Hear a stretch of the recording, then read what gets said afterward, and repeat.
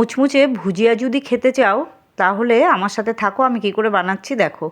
মুসুর ডালের ভুজিয়া, এই দেখো মুসুর ডাল ভিজিয়ে রেখেছিলাম, মিক্সিতে পেস্ট করে নিয়েছি, একটু লবণ দিলাম, তার মধ্যে একটু ময়দা দিলাম মুচমুচে হবে বলে, আর একটু হলুদ দিলাম, দিয়ে এবার এটাকে ভালো করে আমি মিক্সড করব। আর তার সাথে একটু কাশ্মীরি লঙ্কার গুঁড়ো দিলাম কালারের জন্য। দেখো ভালো করে মিক্সড করে নেব।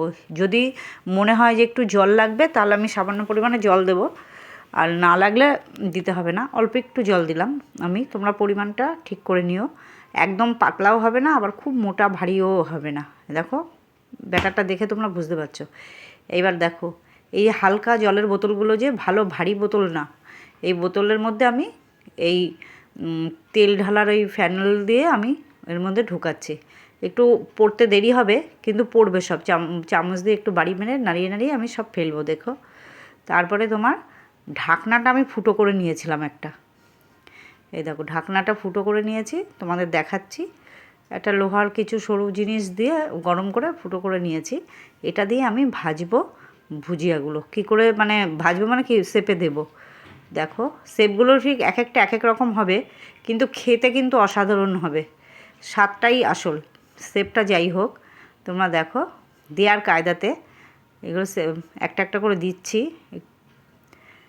মুখটা জাম হয়ে যাচ্ছে, দেখো আস্তে আস্তে পড়বে। এইবার দেখো অনেকগুলোই হয়েছে, নানান রকমের শেপ হবে, কিন্তু দেখে মানে হাসি পাচ্ছে তোমাদের হয়তো, কিন্তু খেতে কিন্তু অসাধারণ। একবার বাড়িতে ভেজেই দেখো এই পদ্ধতিতে, দেখবা খুব ভালো লাগবে খেতে। এই দেখো রেডি আমাদের ভুজিয়া, গরম গরম ভুজিয়া। এবার ছাকনা দিয়ে ভেজে তুলবো, সন্ধেবেলা চায়ের সাথে বা কফির সাথে খেতে ভালোই লাগবে। এই দেখো অনেকগুলোই ভাজা হয়ে গেছে, এবার ছাকনা দিয়ে আমি তুলবো, একটু লালচে লালচে হলেই তুলে নেব।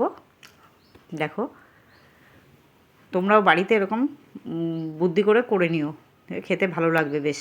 দোকানের ভুজিয়া তো খাই আমরা, নিজে হাতে বানিয়ে নানান শেপের। এই দেখো বন্দুক হয়েছে এটা, তারপর কত কি অক্টোপাস হয়েছে, কত কি। আমার ছেলে বলছে মা এগুলো নানান ডিজাইনের হয়েছে, তো আমি বলছি হ্যাঁ, গরম গরম চায়ের সাথে খাবো এখন আমরা সন্ধেবেলা।